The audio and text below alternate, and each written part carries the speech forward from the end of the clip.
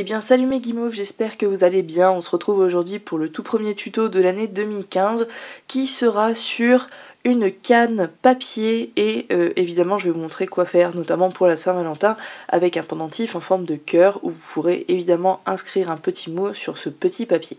Alors j'espère que ce tuto vous plaira, vous allez voir qu'il est très simple, même les débutants peuvent y arriver. Vous allez peut-être essayer votre première canne avec moi et j'en serai vraiment ravie. En tout cas n'hésitez pas à me dire si vous l'avez réussi en commentaire et on passe tout de suite au matériel. Alors pour ce tuto il vous faudra votre rouleau, une lame, un emporte-pièce cœur, mais c'est complètement facultatif, vous le verrez à la fin de la vidéo. Ensuite vous aurez besoin d'un emporte-pièce carré qui celui-ci sera vraiment utile, donc je vous conseille d'en avoir un. Si vous n'en avez pas un, on utilisera tout simplement votre lame. Ensuite au niveau de la polymère il vous faudra un carré blanc, donc je vous conseille de commencer par cette couleur, c'est toujours le plus pratique pour éviter de mettre le moins de couleurs possible dessus et donc de tacher votre pâte. Donc comme vous le voyez, ce carré est assez épais et c'est ce qui va nous servir de base pour réaliser la canne. Ensuite, il vous faudra 3 petites bandelettes de bleu ciel, donc vous pouvez prendre du bleu ciel de chez Fimo ou le créer vous-même, ou prendre carrément une autre marque. Alors, comme vous le voyez, c'est également la même taille que ce carré approximativement, puisque tout simplement nous allons insérer ces petites bandelettes à l'intérieur du carré.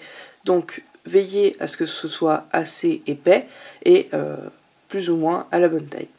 Donc il vous en faudra 3 de bleu ciel et 1 de rose pâle, rose pastel pour la Fimo ou autre couleur. Pensez à avoir un plan de travail propre, utilisez des gants comme moi si vous le souhaitez, ou sinon lavez-vous bien les mains, et donc c'est parti. Alors on va prendre notre carré blanc, voilà, le placer comme ceci, et découper avec notre lame des stries à intervalles réguliers. Donc ce que je vous conseille de faire, c'est de faire des marques au préalable. Voilà, il va vous falloir 3 découpes pour placer les 3 stries bleues que nous avons faites au préalable. Et donc voici ce que ça donne.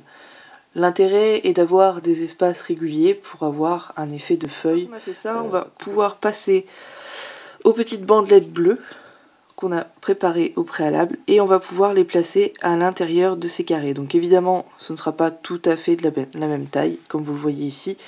Après à la réduction vous verrez que ce sera bien mieux. En tout cas essayez de mettre les bandes le mieux possible, les placer de façon à ce qu'elles recouvrent tout le blanc.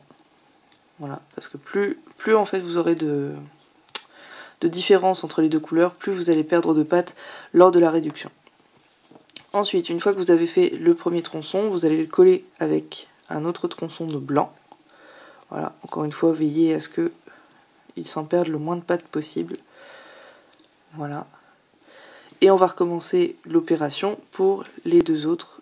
Alors, une fois que ceci est fait, on va faire en sorte que l'espèce de carré qui est devenu plus ou moins un rectangle redevienne un carré, pour que la base soit plus simple à insérer de rose, sachant qu'elle aussi a été de la même taille que les autres petites choses bleues. Donc, pour avoir une belle unité au niveau des tailles, on va plus ou moins ramener ça et on va forme de plus ou moins ici, c'est-à-dire voilà à peu près un tiers de votre carré. Voilà.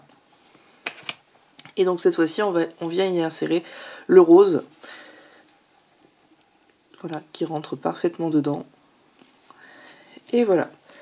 Donc on a notre canne, je pense que vous voyez à peu près que voilà, votre feuille est en train de se former, on pourrait reconnaître très facilement le motif. Et donc cette fois-ci on va passer à la réduction. C'est une étape assez longue, voilà, je pense que ceux qui réalisent déjà des cannes, vous le savez déjà.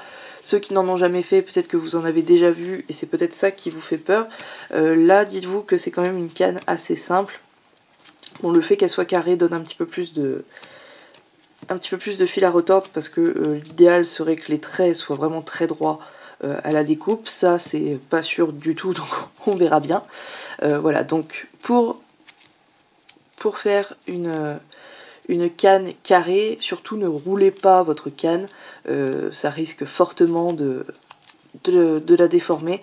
Là en fait ce qu'il faut faire c'est tout simplement appuyer sur chaque côté, voilà tout simplement, et on commence déjà à avoir une petite apparition de canne.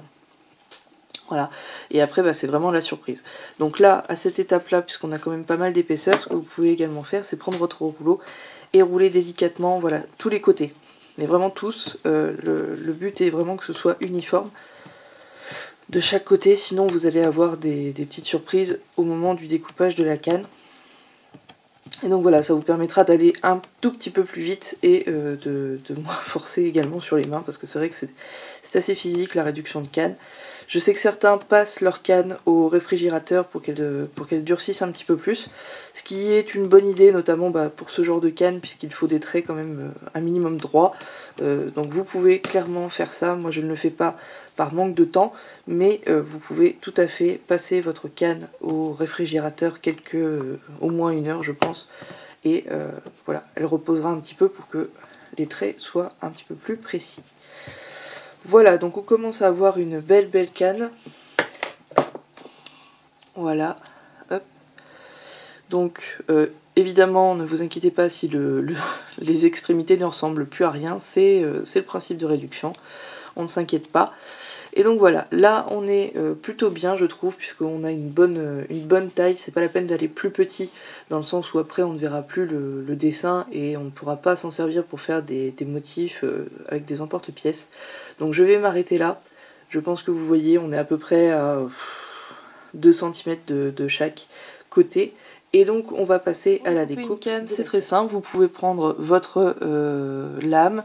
Alors vous pouvez également laisser reposer un petit peu votre canne encore une fois au réfrigérateur, c'est vous qui voyez. Moi je ne vais pas le faire encore une fois par manque de temps. Donc là je vais commencer par les extrémités parce que ça ne nous sert pas à grand chose. Et comme vous le voyez, les extrémités sont toujours un petit peu moins bien faites, parce que voilà, c'est celles qui sont les moins réussies, disons. Donc c'est là le problème des cannes, c'est qu'on perd pas mal de pattes. Et voilà, donc c'est... vous allez avoir pas mal de chutes de pattes. Alors, déjà là, je pense qu'on peut dire que c'est pas mal du tout. On est déjà avec de beaux motifs sur cette extrémité-là. J'espère que vous le voyez bien. Voilà. Et donc, généralement, le meilleur motif se trouve au milieu de la canne. Ce qui paraît assez logique.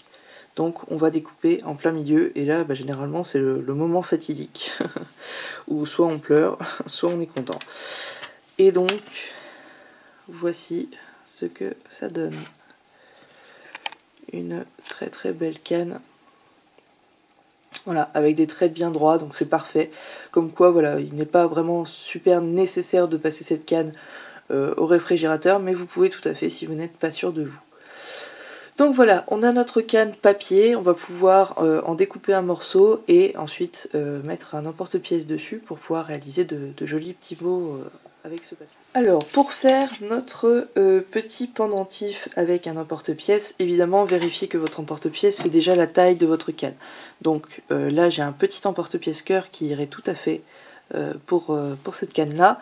Si vous voulez éventuellement faire avec un emporte-pièce un petit peu plus grand, alors, on va prendre une tranche assez large de la canne et vous allez faire, on va dire, à peu près l'inverse de ce qu'on vient de faire, c'est-à-dire appuyer pour l'agrandir un petit peu. C'est pas du tout un problème pour la canne, ne vous inquiétez pas.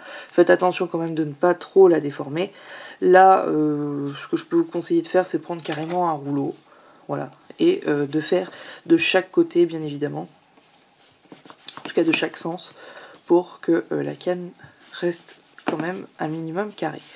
Alors une fois que vous avez fait ça, que votre taille vous convient, vous voyez que ça n'a pas changé grand chose, on va pouvoir prendre un emporte-pièce, par exemple celui-ci, un emporte-pièce cœur.